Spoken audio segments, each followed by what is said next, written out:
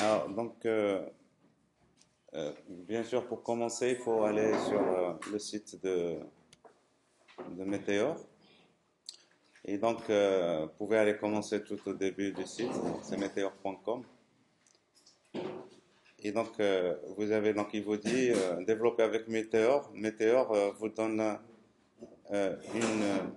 radicalement une approche pour créer des applications en temps réel, des applications en temps réel pour le web et pour le mobile.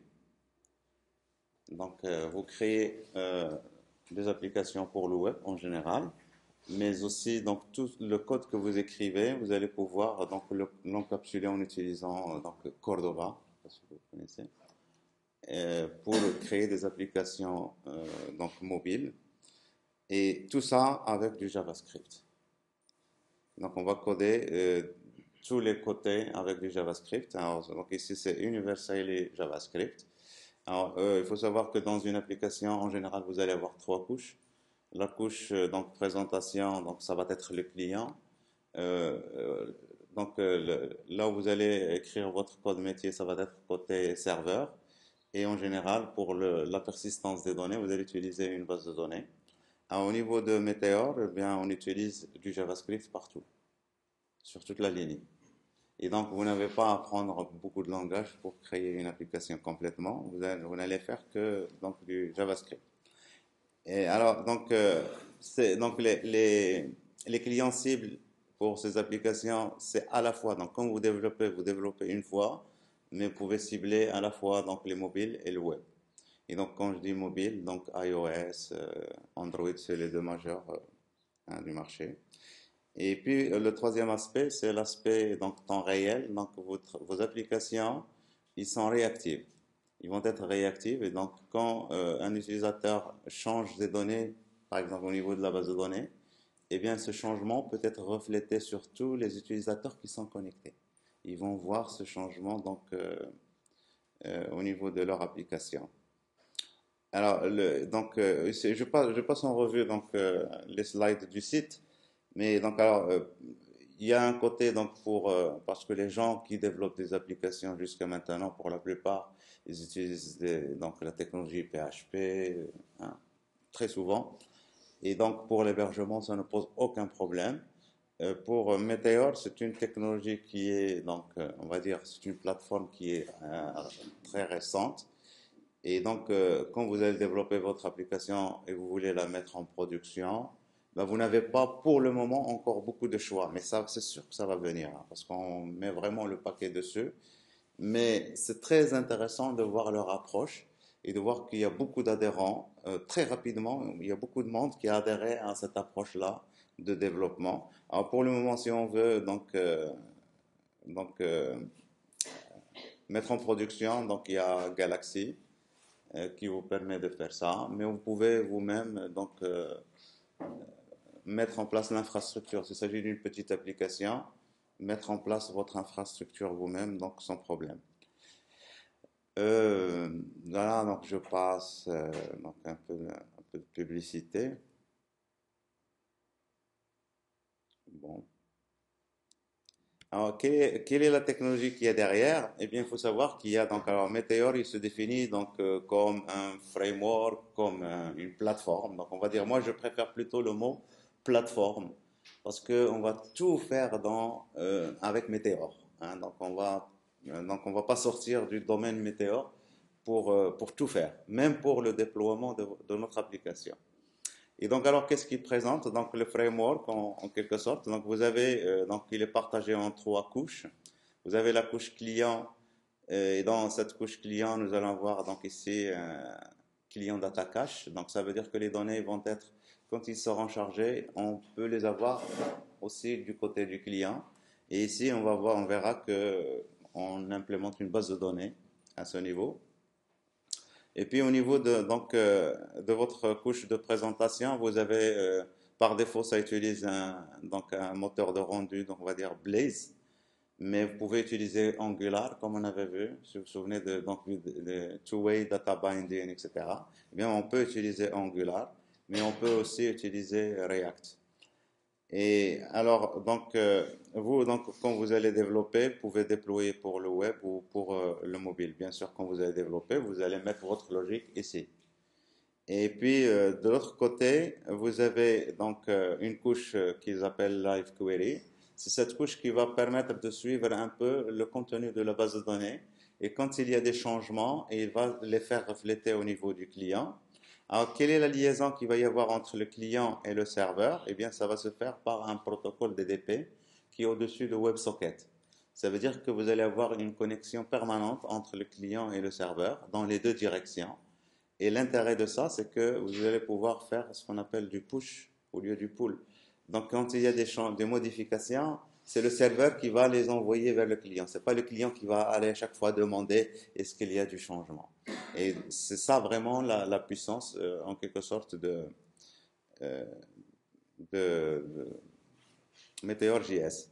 Et puis alors au niveau de la couche source, donc vous allez avoir les bases de données. Pour le moment, ils ont implémenté, donc ils utilisent MongoDB, donc dans leur version par défaut, mais les développements sont vraiment donc, en cours et très probablement dans une année ou deux, on va voir que vraiment on va pouvoir accéder à n'importe quel type de base de données derrière. Ça ne veut pas dire qu'on ne peut pas accéder aux autres bases de données, seulement au niveau de donc, comment la plateforme est organisée, il est plus facile et pour utiliser au maximum les fonctionnalités de Meteor, d'utiliser MongoDB. Alors, MongoDB, c'est une base de données NoSQL. Il utilise des documents, donc des objets, donc on va stocker dedans des objets JSON. Et puis vous pouvez accéder donc, à des API REST. Donc, vous pouvez mettre en place des API REST, des microservices. Voilà, donc je m'arrête là-dessus.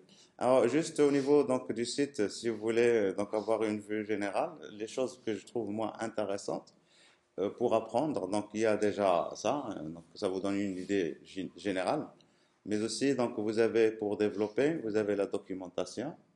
Et donc la documentation, il est incontournable et donc on va au fur et à mesure faire un tour là-dessus au niveau de la documentation. C'est single page, une seule page, donc vous pouvez chaque fois revenir ici.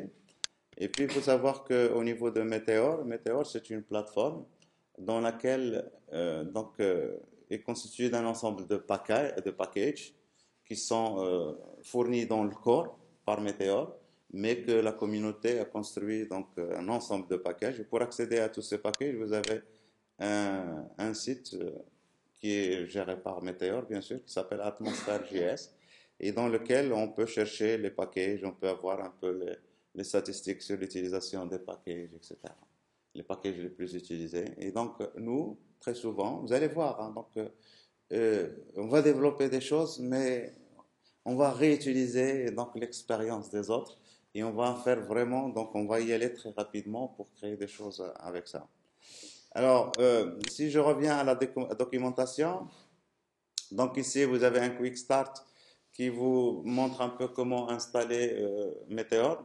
Moi, je ne vais pas le faire parce qu'il s'agit tout simplement de télécharger Meteor et de l'installer sur Windows, hein.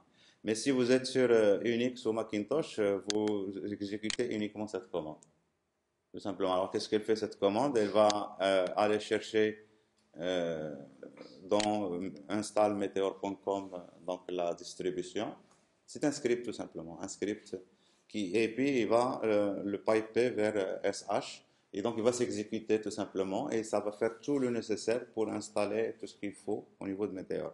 Et l'essentiel c'est qu'après ça, vous pouvez utiliser une commande qui s'appelle Meteor et vous allez voir que tout l'essentiel, on va le faire avec uniquement grâce à cette commande Meteor. Alors, et puis, donc, alors, Meteor, donc, pour lire un peu, donc, Meteor, donc, pour leur stratégie, et donc, ils ont des principes. Et donc, alors, les principes, donc, les voici. Donc, data on the wire, ça veut dire que, autrement dit, entre le client et le serveur, l'approche fondamentale, l'approche courante des applications web, c'est que entre le client et le serveur, vous avez du HTTP et le client fait une requête et le serveur répond à la requête, etc., etc. Mais au niveau de Meteor, Il n'y a plus tout ça, donc il n'y a que les données qui vont circuler entre le client et le serveur et au moment du besoin. Pas tout le temps, donc au moment, si on a besoin d'envoyer des données dans une direction, on les envoie, puisqu'on a une connexion bidirectionnelle. Ça, c'est un point fondamental. One language, un seul langage, JS. Je développe au niveau du client JS, au niveau du serveur JS, j'accède à la base de données JS. Hein, que du JavaScript. Database Anywhere. J'ai une base de données à laquelle j'accède de manière transparente côté client, côté serveur. J'accède de la même manière à la base de données si je suis au client ou au serveur. Et comment on a fait pour ça? Eh bien, puisque la version initiale donc c'est basée sur MongoDB, eh bien, on a implémenté un petit Mongo qu'on appelle Mini Mongo qui est implémenté avec JavaScript et donc vous pouvez lancer toutes les méthodes côté client, exactement comme si vous êtes côté serveur. Et donc le truc qu'on va voir tout à l'heure, c'est comment savoir est-ce qu'on est sur le client, est-ce qu'on est sur le serveur. Vous allez voir que l'approche est vraiment très très simple au niveau de Meteor. Vous avez encore une autre approche qui est très fondamentale, c'est la latency compensation. Alors, latency compensation, ça veut dire que quand vous supprimez quelque chose au niveau de votre navigateur, c'est ce que vous supprimez au niveau de votre client. Ce que vous supprimez, normalement, on devrait le supprimer dans la base de données réelle qui se trouve sur le serveur, derrière le serveur. Eh bien, d'abord, on va supprimer ça chez vous, et puis après, on va faire donc la requête vers le serveur pour supprimer. Si tout se passe bien, tant mieux. S'il y a un problème, on va revenir chez vous et on va remettre les choses telles qu'elles étaient. C'est ce qu'on appelle latency compensation. Et ça permet au client d'avoir une impression que ça va tellement vite. D'accord? Voilà, donc c'est ça le truc. Donc ici, ça c'est une approche qui est fondamentale. On ne va pas attendre que le serveur nous dise, ouais, la ressource a été supprimée et à ce moment-là, on va changer l'affichage. On change d'abord l'affichage et s'il y a problème, on revient vers l'affichage précédent. Alors, full stack reactivity. Donc, s'il y a des modifications qui se font quelque part, ces modifications, vous pouvez les refléter sur tous les clients qui sont connectés en même temps, en temps réel. Il y a beaucoup, actuellement, il y a beaucoup d'applications qui ont besoin de ça. Hein. Rien que la dernière fois dans le hackathon, dans le Devox, Morocco, et le hackathon, on leur avait dit, faites-nous une application de chat pour un service commercial, client. Machin. Vous allez voir, donc c'est ce que nous allons essayer d'implémenter et vous allez voir que ça ne va pas vous prendre plus de 2 heures pour faire ça.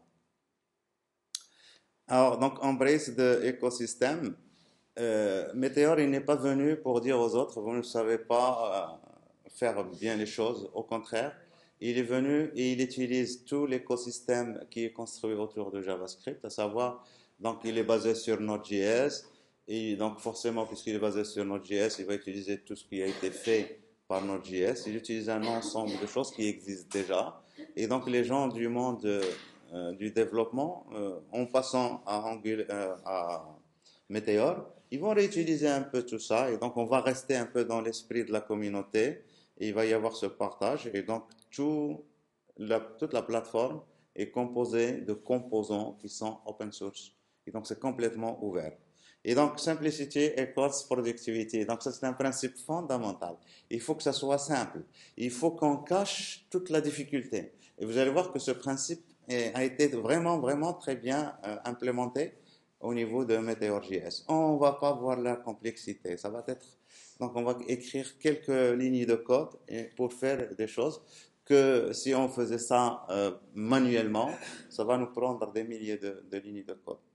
Voilà. Donc, alors, je ne vais pas trop vous donc, parler par rapport à ça. Vous aurez le temps de lire un peu tout ça. Je ne sais pas, est-ce que j'ai lancé là? Donc, c'est bon.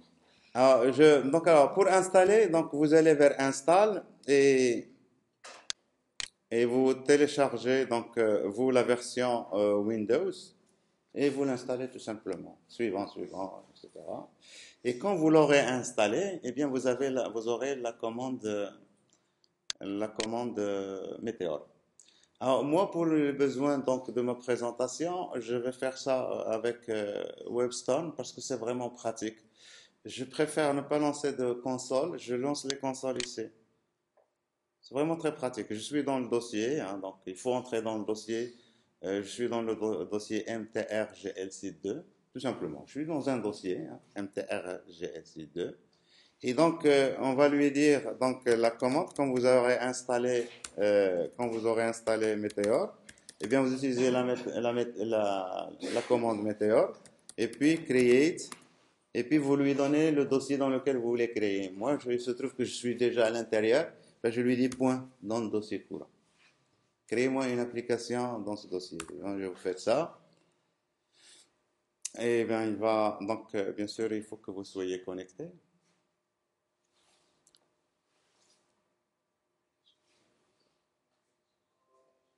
Voilà, donc c'est créé et donc il va vous dire ce qu'il faut faire. Donc ici, to run your application, donc Meteor, donc j'exécute ici Meteor, Meteor et je fais entrer.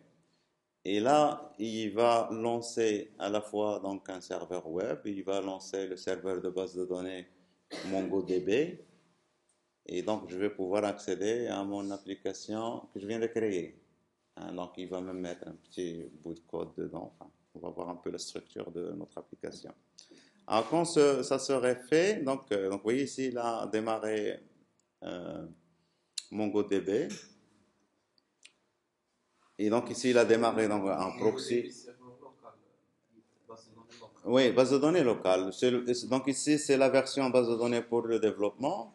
Mais si vous êtes en production, bien sûr, vous allez utiliser MongoDB, tout simplement. Hein, c'est MongoDB. Et ça peut être sur votre serveur, comme ça peut être sur le cloud carrément. Parce que MongoDB est vraiment très scalable. Hein. Alors, bien sûr, il y a des défis pour que cet aspect de scalability, de mise à l'échelle, si on a beaucoup de données, donc on a besoin de beaucoup de serveurs. Euh, donc c'est des choses qui vont venir, vous allez voir, ça va vraiment très très vite. Et donc on n'a pas à se soucier de ça. On va juste rester dans la partie développement. On a un serveur de base de données qui est exécuté ici. Et on nous dit, allez vers donc ça au niveau de votre navigateur. Je copie ça. Et donc je vais lancer ça ici. Relevé. Et là, j'accède donc à mon serveur et j'ai déjà voilà une application. Il me dit clique mais je clique le, etc. Et donc ça incrémente. Qu'est-ce qu'il a créé comme code? Ce qui est vraiment intéressant et c'est ce que je vous disais par rapport à Meteor, c'est que ce qu'il a fait, ben, il a ajouté un dossier .meteor. Ça veut dire que c'est un dossier caché, ça concerne uniquement Meteor et c'est là où il va ranger tous ces trucs. Hein. Donc, pour le moment, nous, on s'en fout de ce dossier. Mais qu'est-ce qu'on a? On a trois fichiers. Un fichier CSS, un fichier HTML et un fichier JavaScript. Alors, si on va aller voir un peu qu'est-ce qu'il y a dedans, vous allez vous rendre compte que c'est très petit comme truc. Donc, ici, ce n'est même pas un fichier HTML valide. Donc, vous voyez que vous avez trois parties. Il y a head, il y a body et puis il y a template. Alors, head, donc ça va être l'entête de votre fichier. Body, c'est là où vous allez mettre le contenu. Et là, les templates, eh bien, on verra que Meteor utilise un système de templates, comme on avait vu dans AngularJS. Et donc là aussi, vous voyez ça, les doubles moustaches, hein, pour écrire ici une variable, donc on va dire, qui se trouve ici dans le scope, hein, qui s'appelle counter. D'accord? Voilà. Et que mon template ici, qui s'appelle hello, que j'ai défini à l'extérieur, ici, je vais pointer vers mon template pour l'afficher. Je lui dis, mon template, je veux l'afficher ici. Et c'est exactement ce qui nous a affiché là. Donc, vous avez Click Me, vous avez le Welcome to Meteor, c'est ça, H1. Et vous avez ça, le bouton et You've pressed the button, et ça vient du template. D'accord? Alors, premier truc à faire, donc inspecter. Est-ce que vraiment ce qu'on voit dans cette page, c'est ce qu'on a réellement ici? Eh bien non. Il faut savoir que ma page ici, quand elle est envoyée au client, elle est vraiment valide. C'est une page HTML valide, la racine, ça va être HTML. Et puis vous avez même le doctype, HTML5, etc. Si vous ouvrez le head, vous voyez qu'il y a plein de trucs qui sont injectés par Meteor lui-même. Donc nous, on n'a plus à se soucier des choses qu'on sait faire déjà de toute façon. Ajouter des fichiers, des scripts, etc. Ça, on sait le faire. Alors, donc voilà, alors c'est Meteor qui ajoute tout ça. Maintenant, vous ajoutez un fichier de script, ben, vous mettez vos scripts dedans. Il y a pas beaucoup de scripts ici. On va trouver qu'il y a deux choses qui sont fondamentales pour le moment. Vous avez ici un objet qui s'appelle Meteor, avec M majuscule. If Meteor is client, je exécute ceci. If Meteor is server, j'exécute cela. Et vous voyez qu'ici, on est en train d'écrire du code qui va à la fois s'exécuter, cette partie-là va s'exécuter côté serveur, et cette partie-là va s'exécuter côté client. Donc moi, c'est ce que je donne à Meteor ici, quand je développe. Mais quand Meteor me réalise donc ma page, eh bien, il va compiler tout ça, il va créer ses fichiers à la volée, et probablement, donc c'est ça mon fichier, mtrglc2. Donc on peut l'ouvrir, si vous voulez, juste pour lui jeter un coup d'œil une première fois, et après on va plus toucher à tout ça. Donc je vais ouvrir ça dans un onglet.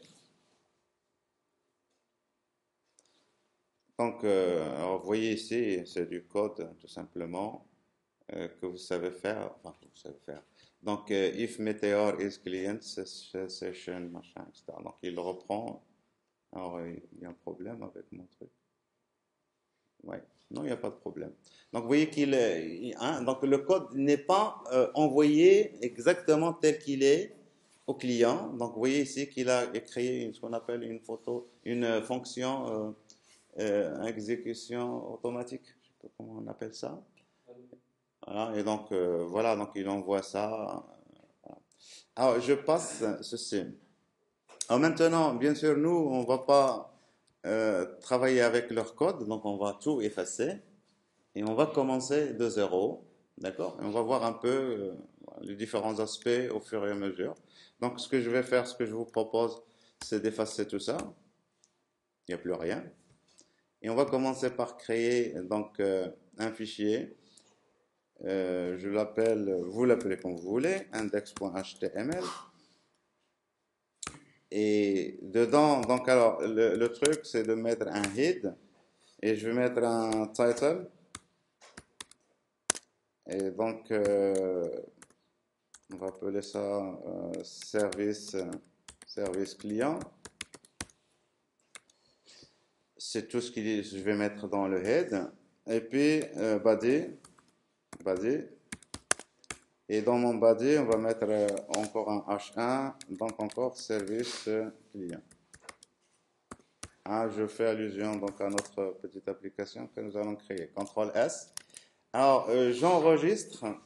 Il faut comprendre le processus de développement. Donc, je fais des modifications et ça se reflète directement sur le client. Vous voyez ici? Alors, je crée un template, comme ils ont fait tout à l'heure. Je crée un template. Donc, pour créer un template, c'est template. Et il faut lui donner un nom, name, égal. Je vais l'appeler donc chat. Et vous mettez dedans vraiment ce que vous voulez. Donc, H2, donc service chat. Voilà. Alors, si je fais là, CTRL S, et je reviens ici, j'attends. Automatiquement, vous voyez ici 3, navigate to. Ça veut dire que quand je développe ici, je fais enregistrer, automatiquement, il va recompiler et envoyer la nouvelle version vers le client. Et donc ici, il n'y a rien qui se passait. Hein. Alors, pour qu'il y ait quelque chose qui se passe, ben, il faut utiliser ce template ici. Alors, première des choses, donc, pour utiliser le template, c'est d'utiliser la notation double moustache avec supérieur et de dire le nom de votre template, chat. CTRL S. Et là, on va voir ici, après, donc là, je suis dans 3. On va avoir ici, donc, service chat qui est ajouté. C'est bon? Alors, ça, c'est le premier aspect. Donc, maintenant, on peut passer rapidement au côté JavaScript et mettre une variable qu'on va afficher comme tout à l'heure. Et donc, pour ajouter du JavaScript, vous créez un fichier JavaScript. Vous l'appelez comme vous voulez. Donc, app.javascript.js. Et alors là, donc ici, il faut faire des tests. Il faut dire à quel niveau vous voulez exécuter votre code. Et donc ici, pour le dire, donc vous dites soit c'est au niveau du client, is client. Et donc on va créer deux parties. Et vous verrez qu'après, donc tout ça, on peut organiser notre code. On ne va pas toujours écrire tout le code dans un seul fichier. On peut éclater ça en 1000 morceaux. Et Meteor, lui, il va faire en sorte d'aller regrouper tout ça pour nous. Nous, l'organisation, donc on va s'organiser plus tard pour faire les choses de manière logique, on va dire. Alors ici, voilà, donc ici, si je veux exécuter des choses relatives à mon template que j'ai ici, quand vous créez un template, vous voudriez très bien avoir des informations, enfin des données, comme des données de scope si vous voulez, pour pouvoir les utiliser au niveau de votre template. Eh bien, pour ça, vous avez ici un objet qui s'appelle template. Et puis, pour cet objet, à chaque fois que vous créez ici un template, ici mon template s'appelle chat, eh bien, vous pouvez utiliser donc comme clé, vous accédez à votre template. Et puis alors, la première des choses ici, c'est d'utiliser ce qu'on appelle les helpers.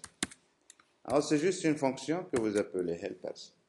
Et à cette fonction, on lui passe des options. Alors, quand on dit toujours option, en général, options, c'est qu'il faut passer un objet.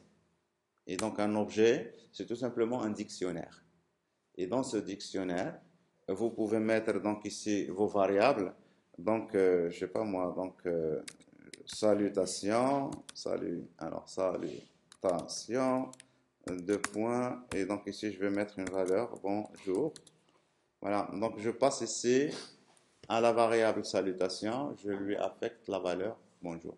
Comme je peux bien sûr affecter une fonction. Donc CTRL S. Alors maintenant ici, si je veux afficher cette variable, eh bien je n'ai qu'à faire ici, double notation, double moustache, et ma variable s'appelle salutation. Salutation, j'enregistre. Et si je reviens ici, j'attends un petit chouïa. Voilà, donc vous voyez ici, bonjour. Alors, tout simplement, donc ici, quand vous créez votre template, en général, il faut penser qu'à votre template du côté de JavaScript, il faut lui préparer, on va dire, entre guillemets, un modèle, des données qu'il va pouvoir utiliser. Pour préparer ces modèles, eh bien, on utilise ce qu'on appelle des helpers. Alors, les helpers ici, très souvent, vous pouvez les faire comme ça. Ici, je mets salutation, mais je peux les écrire. Donc, je peux mettre une fonction qui retourne bonjour. Et ça, c'est la bonne pratique, je pense. Il vaut mieux utiliser toujours une fonction. Et donc, ça ne va pas changer. Donc, je suis dans la 7e version. Donc, ça ne va pas changer en passant à la 8e version. Voilà. C'est bon. Bon, voilà. Donc, alors, troisième truc fondamental, très facile. Moi, je vais ajouter ici dans mon interface, je vais ajouter par exemple ici un bouton. Hein? Donc, bouton. Et si vous voulez donner à votre bouton une classe btn, donc ici, mon bouton. Hein? Cliquez-moi, vous écrivez ce que vous voulez. Et là, mon bouton, il est défini à l'intérieur de mon template.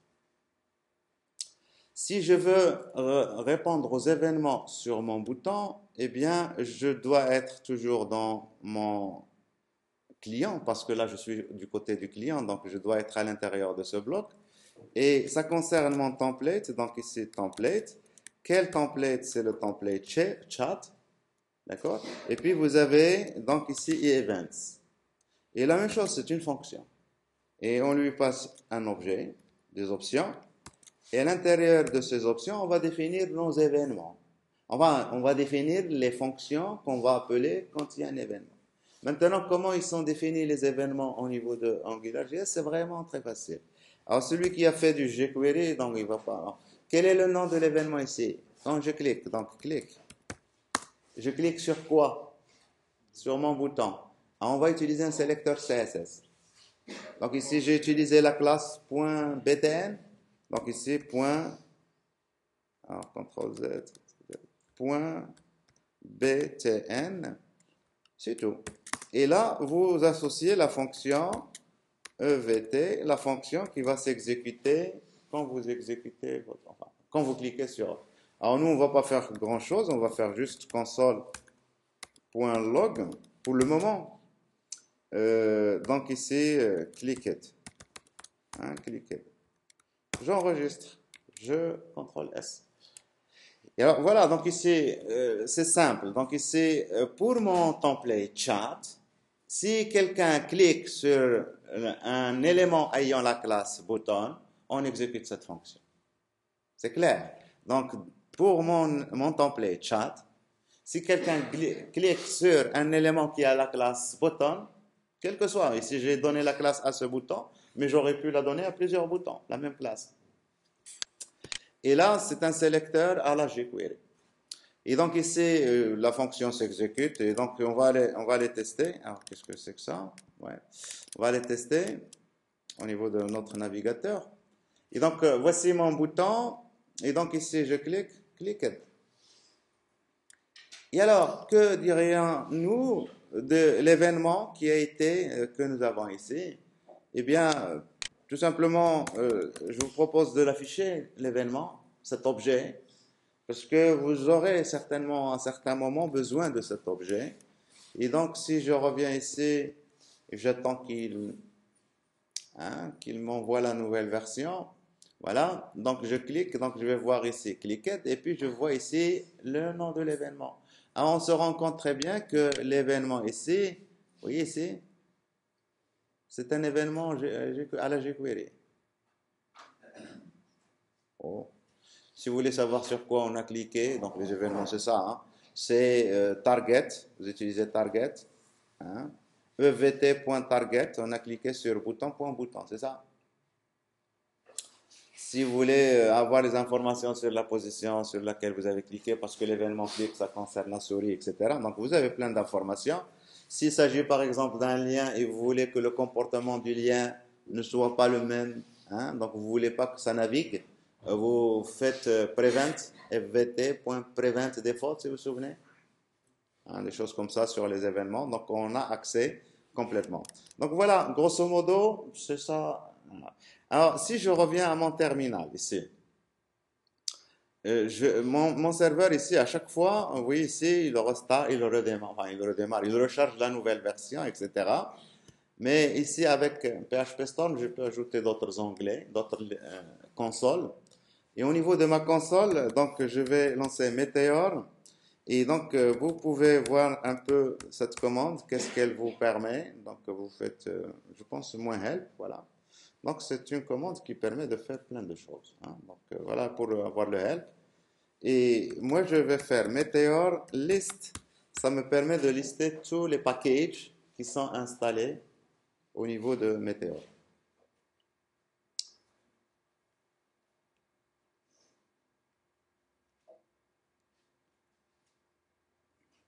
Alors, voilà, donc si vous regardez un peu, il y a Autopublish, ECMAScript, Insecure, etc. On va retoucher à tout ça. Il faut savoir que vous avez tout ça. C'est la gestion des sessions, les sessions, etc. Mais Mongo, SGBD, mais vous avez jQuery, vous le voyez ici. Alors ça veut dire quoi? Ça veut dire que tout ce que vous savez faire avec jQuery, eh bien, vous pouvez toujours le faire. Si vous voulez, je sais pas moi, faire une animation jQuery, vous pouvez le faire avec ça. D'accord? Autrement dit, si je reviens à mon code là, quand je clique sur le bouton, je veux le faire disparaître. Dites-moi ce que je dois faire. Allez, je veux le faire disparaître, le bouton. L'objet courant, Ah, l'objet courant, c'est quoi? Alors si, donc ici, vous pouvez dire this, ou tout simplement, moi je préfère ça, ou target, evt.target, et donc je l'enrobe avec un objet jQuery, puisque là c'est un objet DOM, et là je fais quoi? Je fais .hide par exemple, tout simplement. Je le masque, tout simplement. Je le masque en 400 secondes. Je clique dessus et il va disparaître. Juste pour vous montrer que jQuery, vous accédez ici, hein, tout simplement. Donc, J'attends la nouvelle version.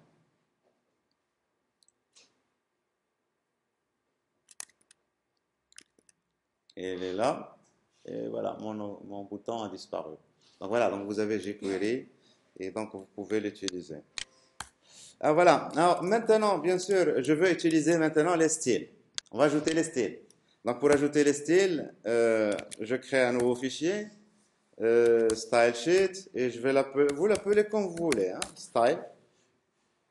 Moi, je fais que créer un fichier. Et donc, je lui dis .btn, par exemple, on a créé la classe btn. Je lui dis, je sais pas moi, background, et donc je vais mettre une couleur, hein, et on va mettre une couleur, voilà, une tonalité de rouge, tout simplement. Donc, pour mon bouton. Donc, si je reviens ici, vous voyez que mon bouton est devenu rouge. Si, j'ai deux pages. Hein? J'ai deux pages HTML.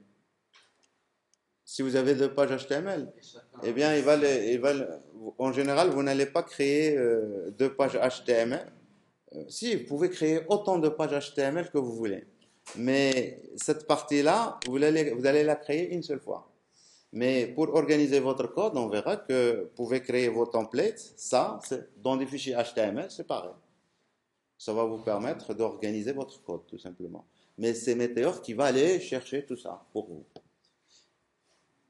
Je vous fais l'exemple pas par HTML. CTRL N, je crée un nouveau fichier, par exemple CSS. Hein. Juste pour que vous compreniez que, donc là, je vais appeler ça style2 CSS. Et je fais ici encore, donc je vais prendre mon fameux bouton. Et donc on va mettre ici font size 40 pixels, par exemple. On attend un petit chouïa, voilà. Est-ce que j'ai ajouté le fichier CSS? Non, il suffit de le créer. Alors après, maintenant, si vous me dites si vous voulez aller très loin là-dedans, eh bien, vous venez dans la documentation et donc ici, alors ça doit être quelque part ici, ressources, structure in your application. Eh bien, quand vous allez développer, vous allez créer des dossiers. Hein. Vous n'allez pas mettre tous vos fichiers dans le dossier, le même dossier.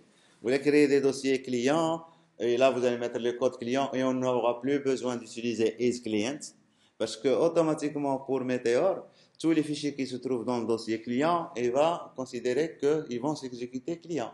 Si vous voulez exécuter du code côté serveur, vous allez le mettre dans des fichiers JavaScript qui sont dans le serveur. D'accord? Etc. Et vous avez le dossier privé, vous avez le dossier test, etc.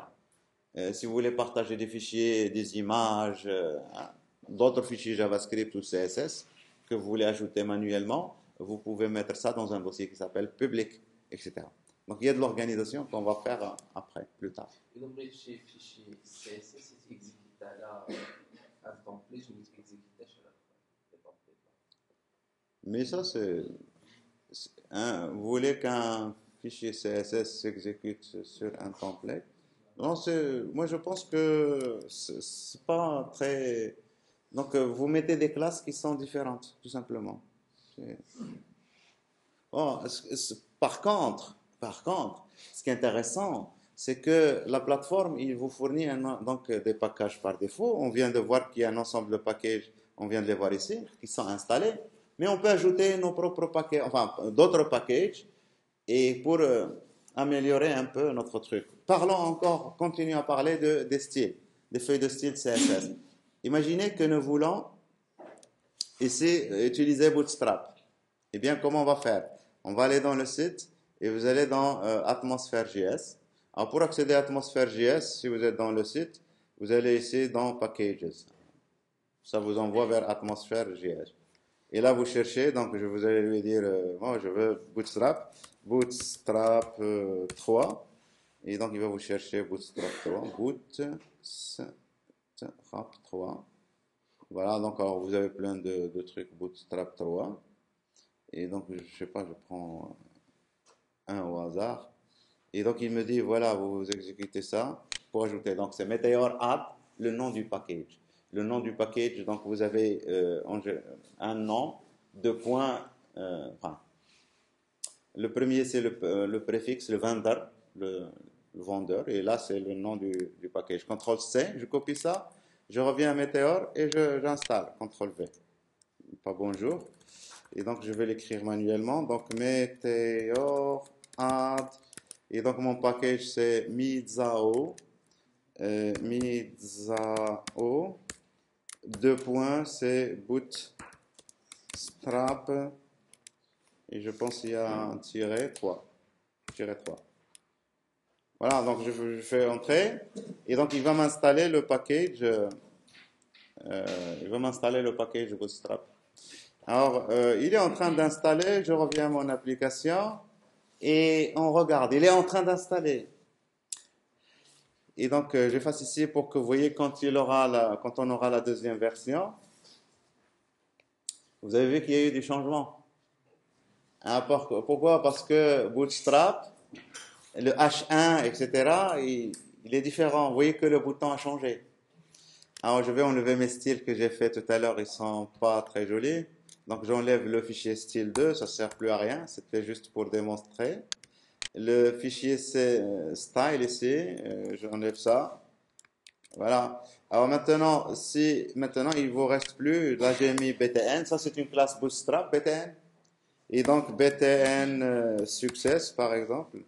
Alors BTN Success. Vous voyez que même l'intelligence, on l'a. Alors là c'est default et là ça devient Success. C'est bien ça. D'accord. Alors voilà, donc bien sûr, pour notre service chat, on va enlever bonjour, salutations. Et on va commencer maintenant à aller un peu plus loin et voir un peu l'aspect, vraiment l'aspect réactif. Et cet aspect réactif, il provient surtout du fait que nous allons avoir une base de données qu'on va utiliser. Et donc on va aller maintenant utiliser une base de données. Alors, pour utiliser les bases de données Mongo, donc je ne vais pas trop entrer dans les détails de Mongo, mais c'est très facile. Donc, il suffit d'aller dans le site de Mongo, savoir faire les opérations de CRUD, grosso modo, et très rapidement, on peut être opérationnel. Alors maintenant, donc ici, pour créer une base de données, c'est simple. Alors, puisqu'il s'agit d'un système de chat, je vais créer une collection, qu'on appelle une collection. Une collection, c'est un tableau d'objets, tout simplement. Hein. Et donc, c'est égal à Météo, Mongo, new, Mongo.collection. Et donc là, je suis vraiment en train de créer une collection Mongo que je vais appeler Messages. Alors, je n'ai pas encore enregistré. Hein. J'ai pas encore enregistré. Pour voir ça, vous pouvez, Meteor, il nous donne une commande pour accéder à la base de données Mongo. Et donc, j'ajoute encore une nouvelle fenêtre ici et vous pouvez lancer Meteor Mongo. Meteor Mongo. Et alors, là, je suis dans Mongo. Vous pouvez mettre ici Help et il va vous donner quelque chose que vous pouvez. Ah, moi, je vais lui dire Show Collections. Je lui dis de m'afficher les collections. Il n'y a pas de collection. Show Collections. Il n'y a pas de collection. Alors, je vais revenir ici. J'enregistre ça. J'ai créé ici une variable. Je n'ai pas mis le mot-clé var. Et je l'ai déclaré, ma collection ici, je l'ai déclaré à l'extérieur de if is client et je l'ai déclaré à l'extérieur de if is server. Vous êtes d'accord? Ça veut dire quoi? Ça veut dire que ma collection, il va être à la fois accessible au client et au serveur. D'accord? Et donc ici, quand j'enregistre ici, et quand je vais avoir la nouvelle version à ce niveau, eh bien ma variable, je vais pouvoir y accéder ici en écrivant message. Vous voyez ici, message. J'accède à ma variable message. Vous voyez qu'il s'agit d'une collection. Et vous pouvez utiliser maintenant Mongo. S'il s'agit d'une collection, vous pouvez utiliser find. Et il va find.count. Il va vous retourner la méthode count. Et il va vous retourner le nombre d'enregistrements qu'il y a, le nombre d'objets, de documents. Ici, on parle de documents, le nombre de documents qu'il y a dans la collection. Donc, une collection, c'est un espace de stockage dans lequel on va stocker des documents. Et un document, c'est un objet JSON, tout simplement. D'accord? Voilà. Alors, vous pouvez ajouter des documents si vous voulez. Donc, on peut ajouter des documents maintenant du côté du client, puisque on a déclaré la variable ici, on l'a déclaré accessible au client et au serveur. Eh bien, je peux ici, pour ajouter dans MongoDB, je fais insert et je peux insérer un objet. Et donc ici, je lui donne comme clé texte. Et donc, on va mettre ici bonjour. Et je fais entrer. Et donc, il a ajouté mon objet. Alors, si je lui dis find, comme tout à l'heure, count, je vais trouver qu'il y a un enregistrement. Si je lui dis find, tout simplement, et je lui dis point fetch, eh bien, il va me retourner un objet. Et l'objet, c'est exactement l'objet que j'ai ajouté. Mais lui, Mongo, qu'est-ce qu'il a fait de plus? Moi, il a ajouté un identifiant. Vous voyez ici? C'est un peu la clé primaire, en quelque sorte, pour identifier à l'intérieur d'une collection, pour identifier tous les documents que vous ajoutez. Mongo, il va prendre le soin d'ajouter une clé. Alors, c'est important d'avoir cette clé parce que grâce à cette clé, vous pouvez, par exemple, modifier l'objet. Donc, si je veux modifier l'objet, donc je vais faire ici messages, le nom de ma collection, point update. Hein, j'utilise la méthode update. Et quand vous lui dites update, il faut lui dire vous voulez faire update à quoi? Eh bien, il faut lui dire, alors, donc la clé c'est ID de point, c'est la valeur qu'on a copiée. Ça, c'est la première. Je veux modifier cet objet-là. Et puis, vous lui donnez, qu'est-ce que vous voulez faire? Eh bien, je vous montre ça une seule fois. Donc, set, c'est un peu comme les requêtes SQL. Hein, donc, on s'inspire de ça. Set quoi? Eh bien, je vais faire ici en sorte que l'objet texte, c'était bonjour, maintenant c'est au revoir. Vous avez vu un peu ce que j'ai fait? Voilà, donc il y a un problème de guillemets ou de guillemets. Ouais, donc il y a un problème de guillemets. Ici, là, et là. Et encore. Non, texte n'est pas important. L'ID, bien sûr, l'ID, merci. Alors, l'ID, c'est l'ID, hein, donc il suffit de mettre. Je vais utiliser remove, je vais supprimer. Et donc, pour supprimer ces messages, hein, alors, contrôle, donc je reviens à la ligne. Messages.remove. Et donc là, je vais être donc je vais lui donner l'identifiant de l'objet que je veux enlever. C'est underscore ID. Ça, c'est la clé. Et la valeur, ça doit être une chaîne de caractères. C'est ce que je n'ai pas fait tout à l'heure correctement. C'est la chaîne de caractères. Et bien là, il l'a enlevé. Si je lui dis find, comme tout à l'heure, et count, eh bien, il va me dire 0. Il l'a enlevé. Alors ça, je le fais maintenant du côté du client. Attention, maintenant, quand vous êtes ici dans la console, vous êtes côté client. Mais vous pouvez faire les mêmes opérations côté serveur en utilisant Mongo ici. Alors seulement ici pour accéder, alors si je lui dis Show Collection, vous voyez que maintenant il y a Messages. Si je veux accéder à ça, donc ici pour accéder c'est db.messages et c'est le même syntaxe que tout à l'heure, find. Je lui dis find, et donc vous voyez ici, alors find, c'est pas find, il y a un C en plus. Et là encore, messages.find. Il n'y a rien dedans. Hein? Il n'y a rien dedans. Ben, on ajoute, c'est insert. Allez, on va ajouter une dernière fois, insert. Et donc, on va ajouter un objet et on va mettre texte, deux points, bla, bla. Et je fais entrer. Donc, il y a un nouveau objet qui est inséré. Je lui dis find. Voici mon nouveau objet. Donc, voici son ID. Voilà, et le texte, c'est blabla. C'est bon pour ça? C'est bon. C'est bien. Alors, je vais oublier maintenant ça. On va revenir maintenant côté développement. Donc, ici, qu'est-ce que j'ai fait? J'ai déclaré une variable qui est accessible au client, qui est accessible au serveur, qui représente une collection MongoDB. On a dit que, donc, pour accéder à Mongo, au niveau du client, Meteor utilise une mini Mongo, une implémentation mini Mongo, et vous accédez exactement de la même manière côté client que côté serveur. D'accord? Alors maintenant, qu'est-ce qu'on va faire? On va présenter les messages au client. Donc, comme on a fait tout à l'heure, on avait fait ici salutation. Eh bien, ici, je vais faire ici, je vais mettre une fonction et je vais retourner ici, return, et ici, messages, c'est-à-dire la collection. D'accord? Et je dis .find. Et ça va me retourner les messages, tous les messages qu'il y a dans la collection. D'accord? Alors maintenant, au niveau de ma page ici, de mon template, je vais afficher les messages. Alors pour afficher tous les messages, ben on va faire une boucle, vous vous souvenez de for each, de each, etc. Pareil ici, donc je vais créer une UL.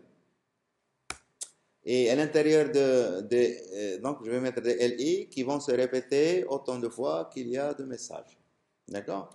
Et donc alors pour faire ça, ici on utilise donc le moteur de template qui est utilisé par, ça s'appelle Handlebar, version Handlespace si vous voulez, Handlebar. Et donc vous allez très rapidement être capable d'utiliser ça. Each messages. Alors c'est quoi ce messages ici? C'est ce qu'on vient de définir ici. Ah, ça, donc j'ai mis message, c'est messages. D'accord? C'est ce qu'on vient de définir. Tout à l'heure, on avait défini, vous vous souvenez, la variable salutation. Maintenant, je définis messages. Et ça va représenter tous les messages qu'il y a dans la collection messages. Et là, donc ici, pour chaque message, et je ferme donc ici each. Et à l'intérieur ici, on va créer une LI. Et dans la LI, on va afficher juste le texte qu'il y a dans le message. D'accord? Alors, j'enregistre. Et on va les guetter ici, est-ce qu'il va nous afficher quelque chose? Parce qu'on avait mis quelque chose, texte dans le... Donc, on attend. Oui, il y a blabla. On en ajoute d'autres. Donc, ici, c'est messages.insert. Et qu'est-ce qu'on va insérer? Donc, ici, on va insérer un objet. Et dans notre objet, la clé, c'est texte. Et là, on va être gentil, on va dire bonjour. Et voilà. Et ça s'ajoute. C'est bon? Alors, je suis en train d'ajouter du côté du client. Mais je peux aussi ajouter du côté du serveur. Vous êtes d'accord? Donc, si j'ajoute aussi du côté du serveur, c'est la même chose. Oui? Pour la sécurité aussi, Oui. Oui, il y a un problème ici au niveau de la sécurité. Donc, on va voir comment résoudre ça très, très facilement. Est-ce qu'on peut utiliser le météore et un langage de programmation comme PHP? Non, je pense que la question n'est pas... Meteor, donc, c'est fait justement pour que vous utilisez du JavaScript sur toute la ligne. D'accord? Alors maintenant, si vous avez besoin d'autres services basés sur, je sais pas moi, PHP, vous pouvez mettre ça ailleurs. Et la tendance actuellement, voilà, c'est de mettre des services, des web services si vous voulez, que ce soit avec l'aide d'une API REST, et donc vous accédez à ces services à l'aide de Meteor. D'accord? Mais ici, on a des fonctionnalités que vous allez pouvoir créer très difficilement avec PHP. On les a ici. Et donc, ça dépend. À vous de choisir après qu'est-ce que vous voulez utiliser. C'est bon. Alors, donc ici, on peut ajouter des messages. Alors, si on veut ajouter des messages réellement pour communiquer, au niveau de notre interface ici, on va créer une zone de texte et chaque fois que l'utilisateur clique sur ce bouton, on va ajouter un message. D'accord? On va faire ça programmatiquement, on ne va pas ajouter à l'aide de la console. Et donc pour faire ça, donc je crée une text area. Alors vous lui donnez le nom si vous voulez, je ne vais pas donner de nom. Puisqu'on a utilisé Bootstrap, on va utiliser les classes. Je lui donne un ID. Hein? Donc je vais appeler ça message, parce qu'il s'agit d'un message. Underscore, c'est texte. Hein? Et pour mon bouton aussi, je lui donne un ID. ID égale message aussi, underscore btn. Souvenez-vous? Donc j'ai donné un ID ici pour la zone de texte area. et j'ai donné ici un ID pour le bouton. Et donc, CTRL S, on va voir déjà comment ça va s'afficher ici. Voilà. Non, c'est pas très... hein. Donc ici, on va mettre un BR. Alors déjà, on va mettre une classe ici. Ça va résoudre le problème. Classe Bootstrap. C'est form control. Form control. Et ça va s'étendre sur toute la largeur. Voilà. Vous voulez mettre un retour à la ligne, donc on va mettre un BR pour avoir un espacement. Et je pense qu'on va se limiter à ça. Je vais réduire un peu la taille. C'est bon. Alors, puisqu'on utilise Bootstrap, donc ici, vous voyez que ça colle un peu au bord. Puisqu'on utilise Bootstrap, donc allez, on va faire ici une div classe container.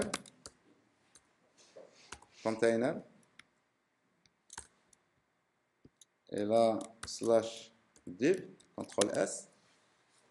On regarde. C'est bon. Ça, c'est aéré. Après, mon bouton ici, donc je vais mettre ici un BR ou un HR. Pour ma liste aussi, donc on va utiliser des classes Bootstrap, hein, pour que ça soit joli, CTRL S. Et donc alors ici, je fais, pour les listes, c'est list group. Et pour les items, c'est classe, CTRL Z, classe égale list item, un list group item. C'est juste des classes, hein. Et donc j'enregistre. On va voir un peu comment la liste va apparaître. Vous voyez, c'est un peu mieux. D'accord? Alors maintenant, quand j'écris du texte ici, je clique sur le bouton, j'ajoute ce qu'il y a dans la zone de texte ici, là. Et donc, on va y aller où? On est dans quel template ici? On est dans le template ici qui s'appelle chat. Donc, pour agir au niveau du JavaScript, il faudrait que j'ai dans le template chat, d'accord? Et puis, dans les événements. Alors, les événements, tout à l'heure, j'avais utilisé la classe button. Donc, la classe button, point button, c'est très générique. Moi, je veux faire le focus sur le truc que j'ai appelé message underscore btn. Quand je clique sur ce bouton, d'accord? Je prends le contenu de la zone de texte. Le contenu de la zone de texte, c'est quoi? Déjà, la zone de texte. Var, je vais appeler ça txt, égale, j'utilise jQuery pour le récupérer. C'est quoi le sélecteur? C'est dièse message underscore text. Ça, c'est la zone de texte. Je prends le contenu de ça et je vais l'ajouter dans la collection messages. Vous vous souvenez de la collection messages? Ça. Donc, je fais ici messages.insert. Et qu'est-ce qu'on va insérer? On va insérer un objet dans lequel, alors, je vais revenir à la ligne, comme ça, on va aérer un peu les choses. Donc, ici, mon objet, il va y avoir l'attribut texte. Hein? Et la valeur, c'est ce qu'on a écrit. Et donc, c'est txt.val. Il s'agit d'un champ de formulaire. Hein, pour accéder, c'est l'équivalent de value pour le nœud DOM. Alors voilà, donc j'ajoute, je fais donc ici, message, j'insère. Voilà, CTRL S. On peut tester d'ores et déjà. Donc on attend ici, on est dans la version 2. Voilà, donc là je peux tester. Donc bonjour, encore une fois. Voilà, donc j'appuie sur le bouton, ça ajoute. Alors, mais bien sûr, ça me garde le texte ici, donc on corrige ça rapidement. J'efface le texte après avoir ajouté. Donc je fais quoi? Donc c'est txt, le point val.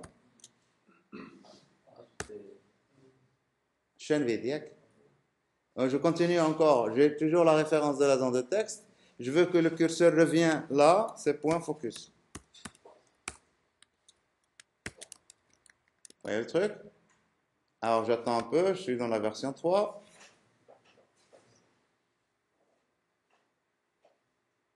Voilà, donc alors j'écris Yet another one. Tac. Vous voyez, le focus revient, et encore blabla, et encore blabla, etc. Alors c'est intéressant, parce que ici, donc on peut lancer un autre navigateur, accéder au même site. Donc ici, localhost, deux points, sur le port 3000, j'accède à la même application, et je peux ajouter ici. Alors ici, bien sûr, on ne voit pas tout, parce que ça ajoute à la fin. Alors j'ajoute. Ok, vous voyez ici, ça ajoute. Alors je vais ajouter quelque chose qui se voit, donc AAA, ajouter. Alors je reviens ici, vous voyez le AA. Ça s'ajoute en temps réel.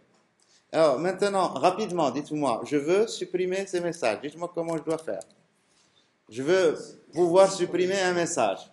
Quand je double-clique sur ce message, si vous avez compris, on devrait le faire rapidement. Quand je double-clique sur quoi? Sur l'élément LI. Donc il faudrait qu'on y accède.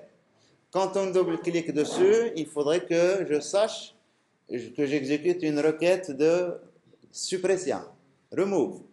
Mais quand vous faites remove, il faut lui dire exactement qu'est-ce que vous voulez, il faut avoir l'ID. Alors dites-moi comment ajouter l'ID ici, dans ce LI. Bon, on peut l'ajouter ici déjà comme ID, donc je fais égal, regardez. Et j'utilise la notation moustache, et puisque tous mes objets, donc ils ont un attribut ID, ben je vais mettre l'ID. Déjà, on va voir est-ce que tous les LI, ils vont avoir l'ID correspondant à l'enregistrement au niveau de la base de données. Et donc ici, si je reviens là et vous inspectez, si j'inspecte ici, vous voyez ici, alors que le LI, ici j'ai le ID, vous voyez là. Bon, il me le met comme ça, mais donc on peut changer ça si on veut. C'est bon, donc l'essentiel, j'ai l'ID. Alors après, maintenant, quand on double-clique sur ça, c'est où? C'est ici. C'est au niveau du template chat. Et là, il faut répondre aux événements. Et là, on a dit, pour cette fonction event, on passe des options, un objet, et dans lequel on définit en clé l'événement et l'élément sur lequel se produit l'événement. Et puis, on lui associe la callback, la fonction. Eh bien, je mets virgule et j'ajoute notre nouveau événement. Notre événement, c'est double-click. Double-click, c'est ça. Sur quoi? Ouais. Sur n'importe quel LI. Donc, LI. Mais ici, donc, on n'a pas défini de truc pour les identifier. Classe, on utilise une classe. Donc, alors, je vais utiliser une classe juste pour ça, message, comme sélecteur. Et donc, on va me dire ici li.message.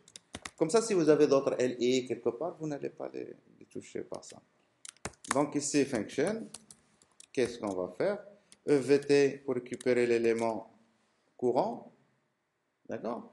Alors, donc ici, je fais var id égale evt.target.id, j'accède tout simplement à l'attribut ID, l'attribut HTML ID, directement. Et donc, je récupère l'ID, je veux supprimer, je fais quoi? Je veux supprimer de la collection messages. Pour supprimer, on utilise remove. Et pour supprimer, enfin, vous lui dites, voilà l'ID, virgule, voilà l'ID. Ah, pas virgule, de point, il s'agit d'un objet. La clé, c'est l'ID, et la valeur, c'est celle que je viens de récupérer. Et je lui dis, supprime-moi cet élément. Hein? Je pense, il y a objet.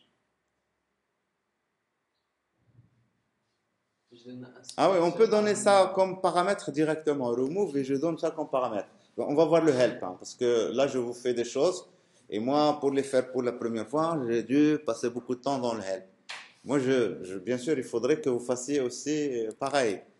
Et alors, donc ici, si ma page a été rechargée, il faut que quand je double-clique, ça change. Mais donc là, je suis dans la version 6. J'attends un petit peu.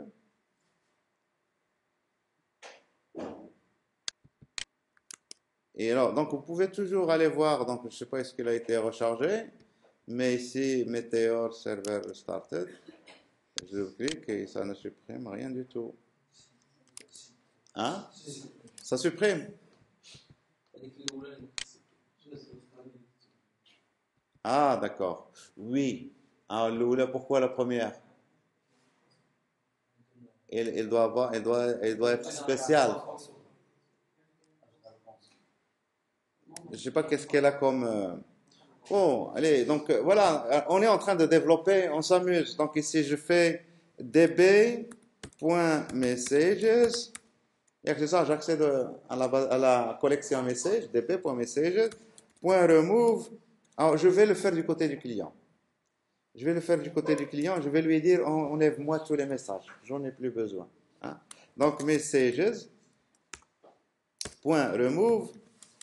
Et donc, alors, pour lui dire étoile, tout, vous lui donnez un objet vide. Et vous faites ça, il va vous dire, désolé, je ne peux pas supprimer parce que ça, c'est dangereux. Et on n'exécute pas ça du côté du client, supprimez tout. Donc, mais par contre, si vous revenez du côté du serveur, eh bien, vous pouvez le faire. Il suffit de donner un objet ici vide. Et donc là, j'avais 5 messages. Ils sont tous supprimés. Si je reviens maintenant au client, eh bien, il n'y a plus de messages. Et tout à l'heure, quand on essayait avec ça, là, vous allez voir que c'est en temps réel. J'ajoute, voilà.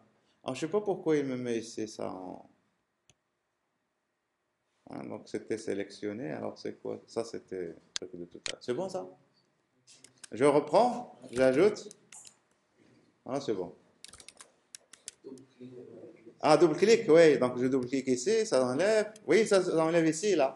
Je double-clique là, ça enlève, etc. Donc, il n'y a pas de problème. Ça va très vite. Donc, on ajoute des messages, etc. Voilà, donc alors, bien sûr, donc on peut continuer à améliorer notre code, parce que quand vous ajoutez un message, et on est en train de l'ajouter à quel niveau? Quand on clique sur le bouton Ajouter message, c'est ici. Mais aussi, on peut ajouter des informations importantes, car le moment où j'ai ajouté le message, la date. Et donc, on appelle ça un timestamp. Vous l'appelez comme vous voulez, mais timestamp, c'est ou created at, si vous voulez. Hein. Et donc, j'enregistre juste le timestamp. Et pour avoir le timestamp, c'est date, l'objet date, javascript.now. Ça me donne la date actuelle. Voilà. Et c'est juste un nombre entier depuis 1970. D'accord. Et donc j'ajoute ça, CTRL S.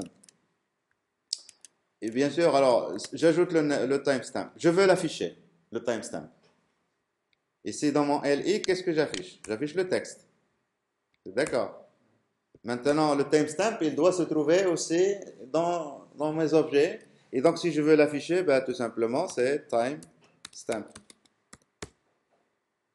C'est comme ça que je l'ai appelé. Timestamp. CTRL S. Bon, juste pour voir un peu la souplesse des bases de données orientées documents, il n'y a pas de problème. Alors maintenant, bien sûr, si j'ajoute un autre truc, eh bien, vous avez le timestamp qui est là. Oui, c'est ça le timestamp. Le message que j'ajoute. Alors j'ajoute AA. Oui, le nombre qui est là, c'est le timestamp. Mais c'est pas intéressant d'afficher à l'utilisateur le timestamp comme ça. Ben, il faut lui afficher quelque chose de correct. Alors pour lui afficher quelque chose, mais pour enregistrer l'information, c'est bien d'enregistrer un timestamp comme ça. Mais pour afficher, c'est autre chose. Et donc alors je vais avoir besoin d'un helper. Maintenant encore, un helper qui va me transformer le timestamp en une valeur affichable, une date, la date ou le temps actuel. Et donc pour ça, je vais créer une fonction dans le helper. Alors ma fonction, je vais l'appeler format time. Vous l'appelez comme vous voulez. Et je lui passe en paramètre le timestamp. Comprenez ce que je fais là? Alors je vais vers ici JavaScript. Les helpers ici, ils sont là. Et les helpers. Et là, je mets virgule et je crée mon nouveau helper. J'ai appelé ça format time. Ça, c'est le nom. Et il s'agit d'une fonction. Et on avait dit qu'on lui en donne un paramètre, c'est le timestamp. Et maintenant, ma helper, qu'est-ce qu'il va faire? Eh bien, il va retourner la nouvelle valeur qui est affichable pour l'utilisateur. Alors, je fais ça, donc c'est new Date, ça c'est l'objet, la JavaScript, date. Si vous lui donnez timestamp, il vous crée la date, un objet date, en se basant sur ce timestamp. Et puis après, l'objet retourné, vous pouvez lui dire get time, ou donc je pense local, ou je pense to local time, quelque chose comme ça. To local time string. Voilà, donc je fais ça. CTRL S, je reviens.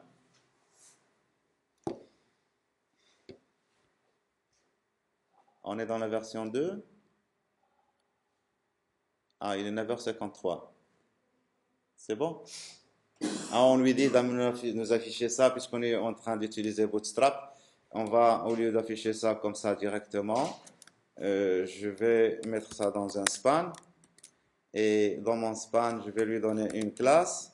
Et dans ma classe, je vais utiliser la classe badge. J'attends un petit chouïa. Voilà.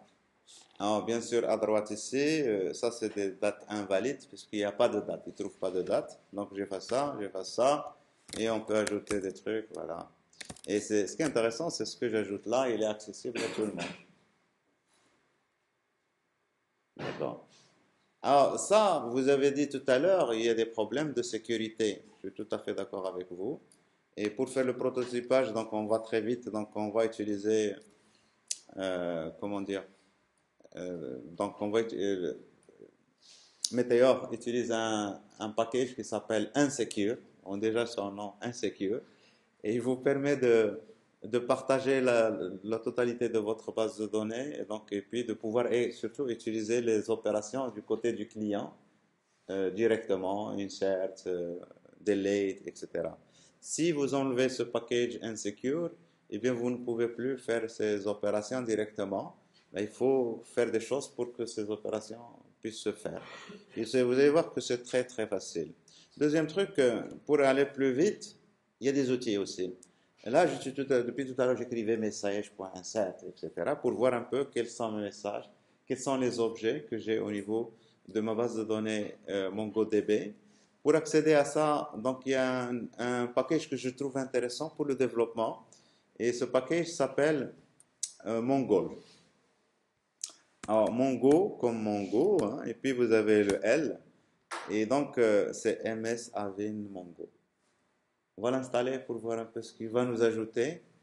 Et donc, pour installer donc, le même processus, je vais vers la console, une console, je me mets dans le dossier de mon application et j'utilise Meteor, add, donc MS Avin, je pense, de point Mongol.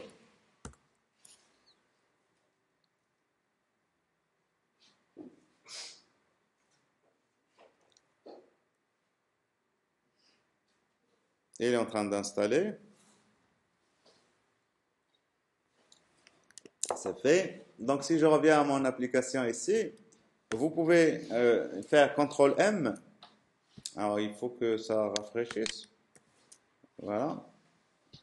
Alors, CTRL M, si ça veut bien. Alors, je n'ai pas vérifié est-ce qu'il a bien installé les choses correctement ici.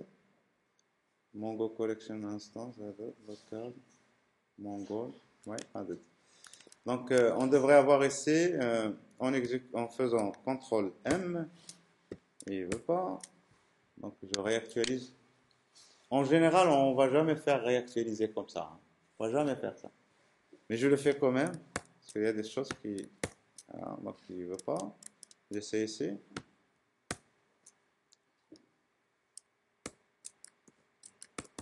Il ne veut pas. Hein.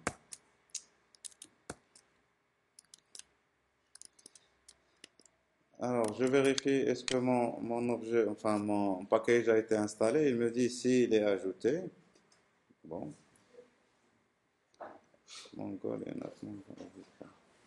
donc, Meteor List. C'est un très beau outil. Hein. Il nous montre un peu toutes les collections auxquelles on accède via directement le client. Et ce qui est intéressant, c'est qu'on peut faire des opérations euh, à distance. Il est où? Mongol, il n'est pas là, Mongol. Donc il n'est pas là, il n'est pas installé. Et alors, MS Avin Mongol. MS Avin, MS Avin, deux points Mongol. MS Avin, deux points Mongol. Hein? Il est déjà installé? Ah, il est là. Moi, je ne sais pas comment j'ai fait pour ne pas le voir. Mais bon, mais de toute façon, il ne veut pas marcher et c'est bizarre. Alors, donc localhost 3000, encore notre client.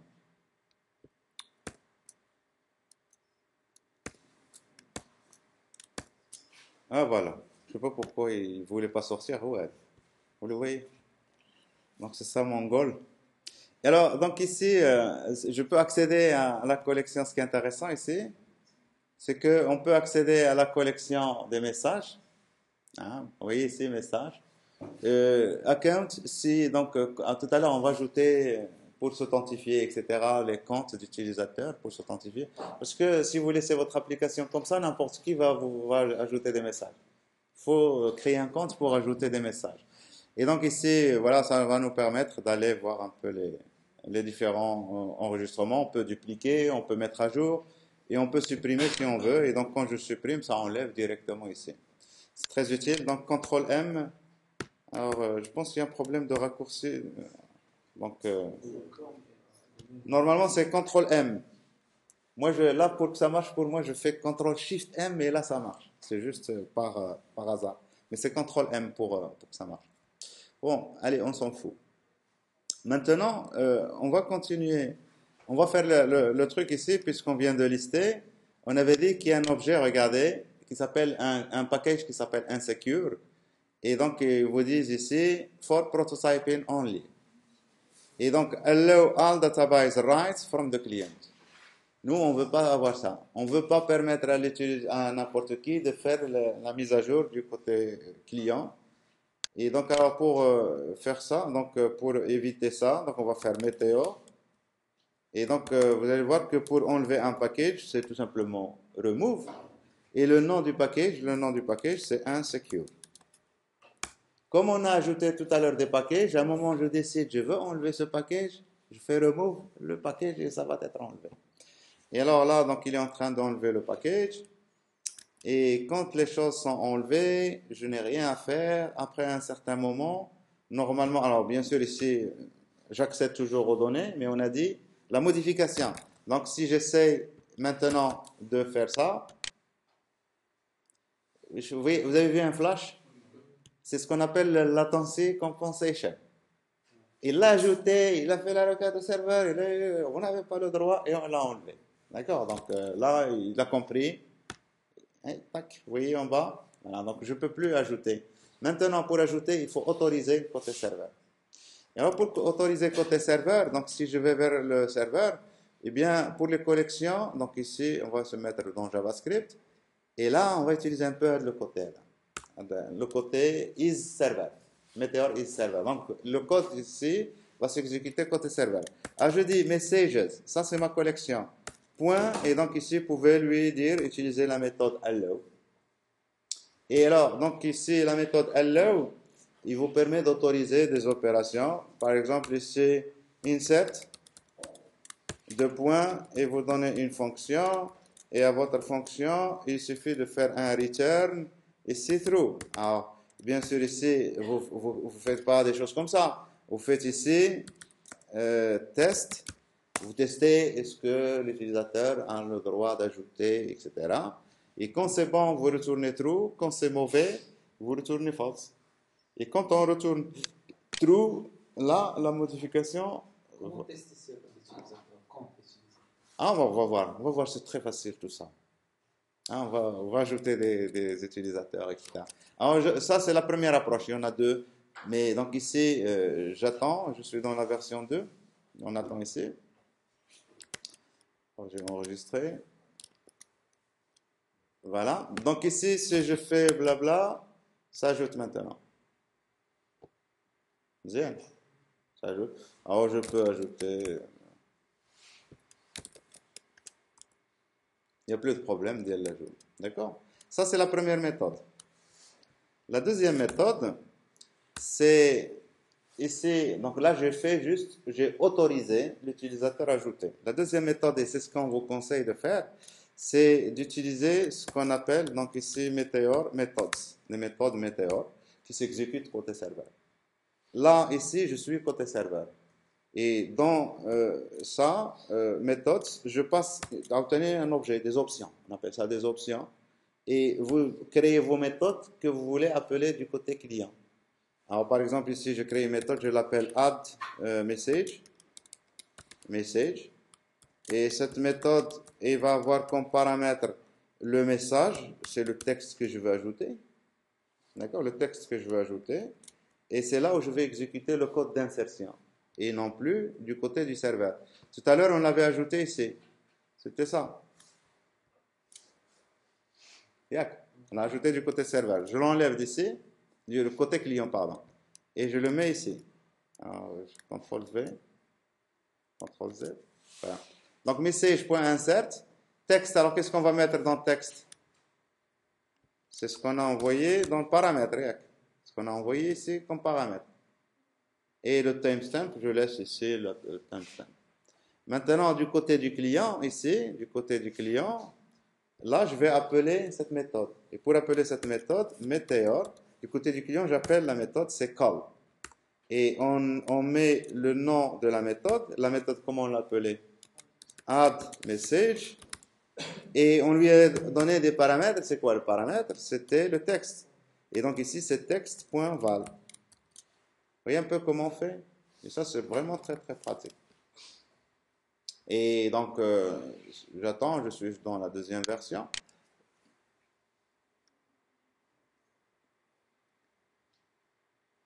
Voilà. Et alors, donc là, j'ajoute GGGG. Et ça devrait m'ajouter le GGG sans problème. Mais par contre, si je double-clique, qu'est-ce qu'on faisait tout à l'heure quand on faisait double-clic? On supprimait. Eh bien, ça va plus, monsieur. Si. Alors, non, non, ça devrait pas me supprimer, alors.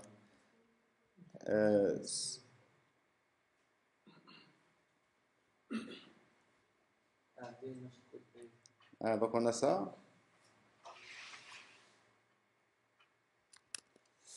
Alors, donc, hein? Marceau, je supprime. Normalement, il ne doit pas être supprimé. Alors, je fais ça, ça supprime. Là, là, donc il n'est pas supprimé. Il n'est pas supprimé. Ah, donc, voilà, donc, il n'est pas supprimé. Moi, je suis surpris parce qu'on n'a pas fait de tri au niveau de la collection qu'on affiche. Et donc, il est toujours là. Hein. Je supprime GG, il est là. Et quand je le supprime au début, il l'enlève. C'est le latency compensation. Il l'enlève. Il fait la requête au serveur. Et il se rend compte qu'il n'a pas le droit de le faire. Il revient, il va l'ajouter, mais bon, il ne sait plus où il était, et donc il va l'ajouter à la fin. Alors, pour régler ce problème, on va faire un tri. Parce qu'on n'a pas fait de tri. Et là, c'est pas ça, normalement. Ça, c'est le dernier ajout. Et il s'affiche à la fin. Vous voyez ici. Et donc, il faudrait qu'on ajoute, normalement, ce qu'on ajoute, il apparaît en haut. Et donc, on va faire un tri. Alors, c'était, là, on avait fait le return ici. Alors, c'est où? Find. Ici, find. Alors, ici, donc, find, je vais passer des options pour le tri. Et donc, alors, pour faire un tri, donc ici, vous dites le premier objet, qu'est-ce que vous voulez retrouver? Quels sont les critères? Hein, ici, on affiche quels sont les critères. Et on passe à un deuxième objet dans lequel on va pouvoir faire un tri. Et pour faire le tri, c'est sort. Hein, donc, sort. Deux points. Et vous lui passez un objet. Vous triez par rapport à quoi? Donc, on va trier par rapport à timestamp. Timestamp.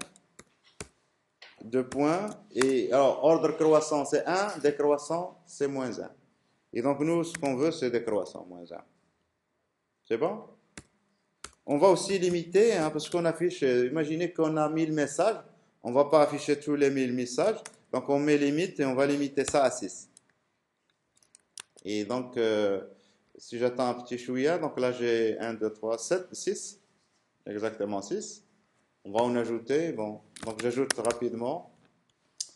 Et là, ça a mis à jour, je ne sais pas ce qu'il l'a ajouté, non, donc on va en ajouter. Je ne sais pas ce qu'il l'a ajouté. Oh, je ne sais pas, donc oui, ici ça ajoute.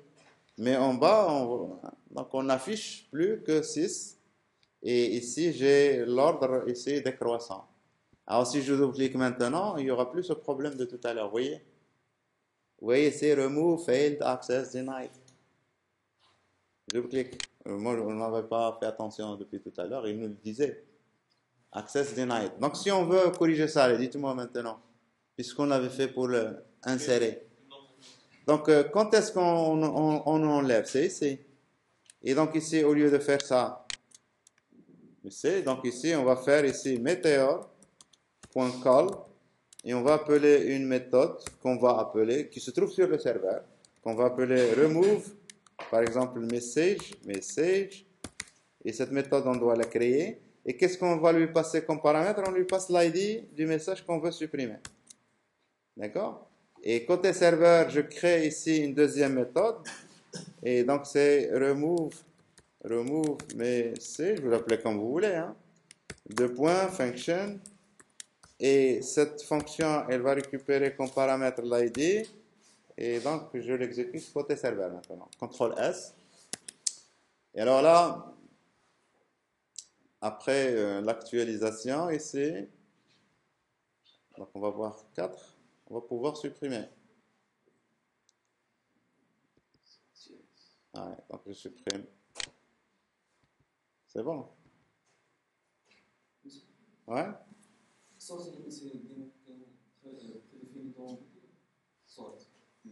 Oui, c'est pas dans Meteor, c'est MongoDB. Alors, le help, s'il vous plaît. La documentation, elle est fondamentale. Ce qu'on est en train de voir sur les collections, alors je viens d'utiliser méthode. La voici, méthode. D'accord? Méthode. Et donc, ça s'exécute où? Anywhere. Et donc, ici, anywhere, ça veut dire client et serveur.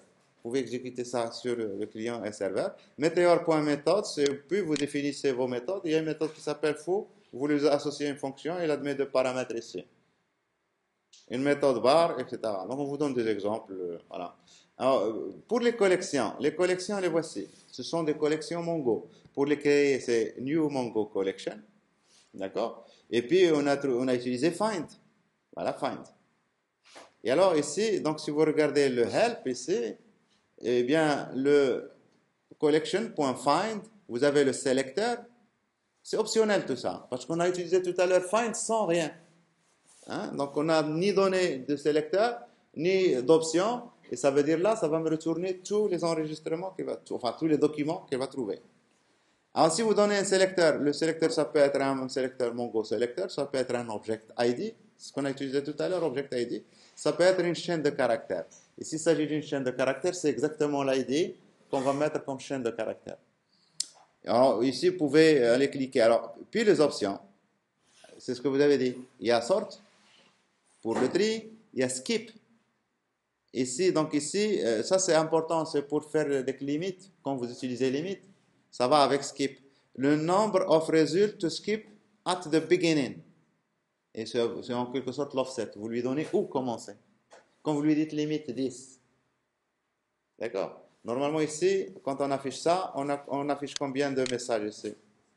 On affiche 6. Mais ici, on a 100. Est-ce que l'utilisateur n'a pas le droit d'aller les voir? Si. Ben, il va falloir qu'on mette en place une pagination. En bas ici, il faut qu'on mette suivant, ou bien on mette les numéros des pages, etc. Et donc, pour faire des requêtes comme ça, ben, on est obligé d'aller utiliser, par exemple, des requêtes avec skip, pour aller vers les autres pages. Et puis limite, et puis fields. Alors, fields, ça, c'est pour la projection au niveau des bases de données. Projection. Quand vous faites, par exemple, en SQL, vous faites select. Si vous faites étoile, ça va vous retourner tous les champs. Mais si vous dites select ID non, ça va vous retourner juste ID et non. Eh bien, quand vous dites field, vous pouvez dire quels sont les champs que vous voulez retourner. Mais vous pouvez dire, et avec ça aussi, je veux tous les autres champs sauf ces champs-là. Ça aussi, c'est pratique. On a l'inversion de ça. Voilà, donc allez, je vais stopper la présentation.